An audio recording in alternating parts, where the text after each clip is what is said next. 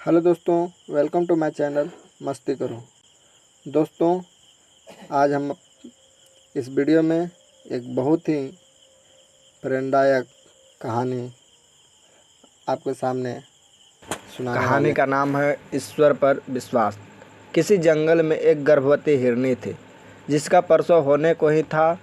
उसने एक तेज धार वाली नदी के किनारे घनी झाड़ियों और घास के पास एक ऐसी जगह देखी जो उसे प्रसव हेतु सुरक्षित स्थान लगा।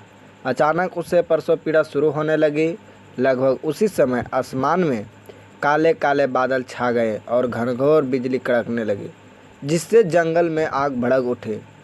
वो घबरा गई। उसने अपनी दाईं ओर देखा, लेकिन क्या वहाँ एक बहेलिया उसकी ओर तीर का निशाना लगाए हुए था।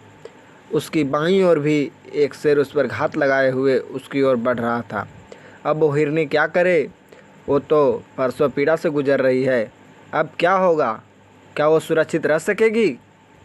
क्या वो अपने बच्चे को जन्म दे सकेगी? क्या वो नवजात सुरक्षित रहेगा, या सब कुछ जंगल की आग में जल जाएगा?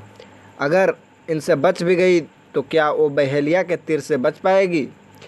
क्या वो उस खूंखार शेर के पंजों की मार से दर्दनाक मौत मारी जाएगी जो उसकी ओर बढ़ रहा है? उसके एक ओर जंगल की आग, दूसरी ओर तेज धार वाली बहती नदी और सामने उत्पन्न सभी संकट। अब वो क्या करे? लेकिन फिर भी उसने अपना ध्यान अपने नव आगंतुक को जन्म देने की ओर केंद्रित कर दिया। फिर जो हुआ वो आश्चर्यजनक था। कड़कड़ाती बिजली की चमक से शिकारी की आंखों के सामने अंधेरा छा गया और उसके हाथों से तीर चल गया और सीधे भूखे शेर को जा लगा। बादलों से तेज वर्षा होने लगी और जंगल की आग धीरे धीरे बुझ गई। इसी बीच हिरण ने एक स्वस्थ शावक को जन्म दिया। ऐसा हमारी ज़िंदगी में भी होता है, जब हम चारों ओर से समस्याओं से घिर जाते हैं और नकारात्मक विचार हमारे दिमाग को जकड़ लेते हैं। कोई संभावना दिखाई नहीं देती।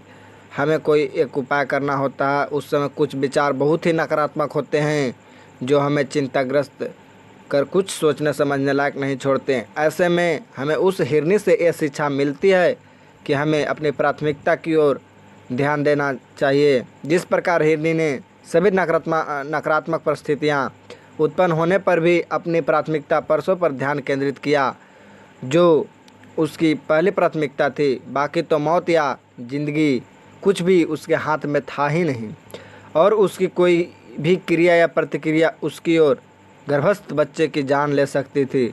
उसी प्रकार हमें भी अपनी प्राथमिकता की ओर ही ध्यान देना चाहिए। हम अपने आप से सवाल करें, हमारा उद्देश्य क्या है?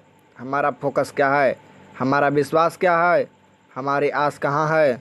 ऐसे ही मझधार में फंसने पर हमें अपने ईश्वर को याद करना चाहिए, पर उस पर विश्वास करना चाहिए जो कि हमारे हृदय में ही बसा हुआ है, जो हमारा सच्चा रखवाला और साथी है ही है।